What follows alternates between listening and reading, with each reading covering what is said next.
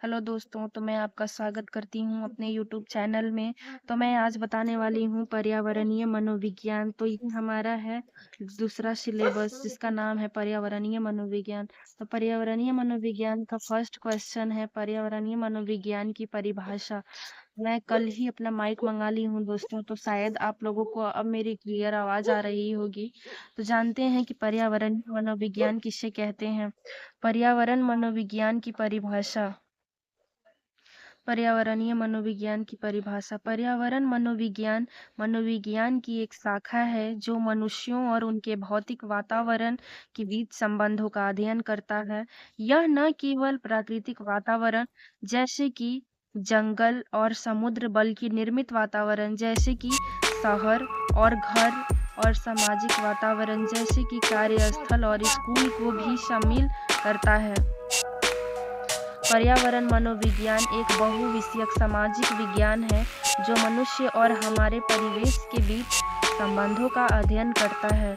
यह इस बात पर विचार करता है कि हम लोग अपनी प्राकृतिक दुनिया और निर्मित वातावरण को कैसे आकार देते हैं, बदले में वे वातावरण हमें कैसे आकार देता है। मनोविज्ञान में पर्यावरण से शब्द से तात्पर्य है उन सभी बाह्य कारकों से है जो किसी व्यक्ति के व्यवहार विकास को प्रभावित करता है। इसमें स्थान और जलवायु जैसे भौतिक परिवेश के साथ साथ परिवार और सामाजिक मानदंड जैसे सामाजिक और सांस्कृतिक पहलू भी शामिल हैं। अब पर्यावरणीय मनोविज्ञान का शाब्दिक अर्थ यदि हम देखें तो यह दो शब्दों से मिलकर बना है, पर्यावरण एवं मनोविज्ञान। पर्यावरण से अर्थ उस सब कुछ से होता है जो मनुष्य को चारों ओर से घेरे हुए है और मनुष्य के तन, मन एवं व्यवहार को प्रभावित करता है। पर्यावरण की शब्दोत्पत्ति ही परी चारों ओर से घेरे हुए होना और इस दृष्टि से पर्यावरण एक व्यापक शब्द है। मनुष्य के कुल पर्यावरण में प्राकृतिक तथा सामाजिक सांस्कृतिक दोनों ही भाग सम्मिलित है। प्राकृतिक पर्यावरण जल, वायु, तापमान, भूमि की बनावट तथा भूगर्भीय संरचना एवं प्रक्रियाएं और संपदाएं, अर्थात वे सभी प्राकृतिक बल सम्मिलित है। प्राकृतिक पर्यावरण जल, वायु, तापमान, भूमि की बनावट तथा भूगर्भीय संरचना एवं प्रक्रियाएं और संपदाएं, अर्थात वे सभी प्राकृतिक बल से सम्मिलित है जो अभी तक मनुष्य के संकल्प और नियंत्रण से बाहर है। जो कुछ मानव द्वारा निर्मित, संचालित और निर्मित है वह उसका सामाजिक और सांस्कृतिक पर्यावरण है। मानव स्वयं प्रकृति का एक अंश है। वह जल, वायु, अग्नि, आकाश तथा पृथ्वी अर्थात पंच तत्वों का एक पुतला है।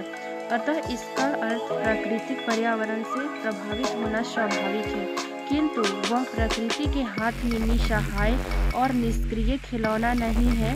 उसने अपने जागरूक प्रयासों से प्राकृतिक बाधाओं पर विजय पाने और प्राकृतिक संसाधनों का दोहन से अपने लिए सुख सुविधा के विकास का प्रयास किया है।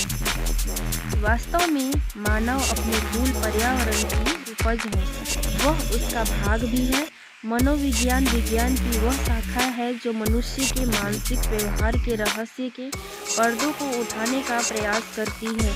इस भांति पर्यावरणीय मनोविज्ञान को हम मनुष्य के मानसिक व्यवहार तथा पर्यावरण के बीच अंतर संबंध के अध्ययन के रूप में परिभाषित कर सकते हैं। तो हम जानते हैं कि टीचर के अनुसार पर्यावरणीय मनोविज्ञान का क्या मतलब होता है। यानी टीचर पर्यावरण मनोविज्ञान के बारे में क्या बताते हैं, इसके बारे में हम जानेंगे। पर्यावरणीय मनोविज्ञान व्यवहार तथा प्राकृतिक एवं निर्मित पर्यावरण के बीच अंतर संबंध का अध्ययन करता है। इस परिभाषा से स्पष्ट होता है कि मानवीय व्यवहार तथा प्राकृतिक एवं मानव निर्मित पर्यावरण के पारस्परिक प्रभावित होने के व्यवस्थित अध्ययन को पर्यावरणीय मनोविज्ञान कहा जाता है। कैटर तथा क्रैक। पर्यावरणीय मनोविज्ञान की सही परिभाषा करते हुए लिखते हैं, पर्यावरणीय मनोविज्ञान विज्ञान की वह क्षेत्र है जो मानवीय अनुभवों और क्रियाओं तथा सामाजिक एवं भौतिकी पर्यावरण के प्रासंगिक पक्षों में होने वाले व्यवहारों तथा अंतःक्रियाओं का संयोजन और विश्लेषण करता है।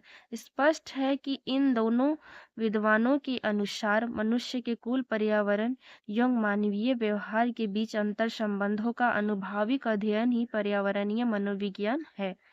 अब तीसरा, प्रोशोस्की ने पर्यावरण मनोविज्ञान के बारे में क्या कहा है, हम वह जानने का प्रयास करेंगे। प्रोशोस्की ने कहा, पर्यावरण मनोविज्ञान व्यवहार तथा निर्मित वातावरण के पारस्परिक संबंधों का अध्ययन करता है। हेमेस्ट्रा तथा मैर्फ्लिंग पर्यावरणीय मनोविज्ञान को भौतिक पर्यावरण तथा व्यवहार के पारस्परिक संबंधों का अध्ययन करता है। फिशर तथा बेल तथा बीम ने पर्यावरणीय मनोविज्ञान वह है जिसका अध्ययन पर्यावरणीय मनोविज्ञान करते हैं। तो दोस्तों, पर्यावरणीय मनोविज्ञान का ये पहला क्वेश्चन है। इसमें और कुछ भी है लेकिन मैं दूसरे वीडियो में बताऊंगी। ठीक है, धन्यवाद।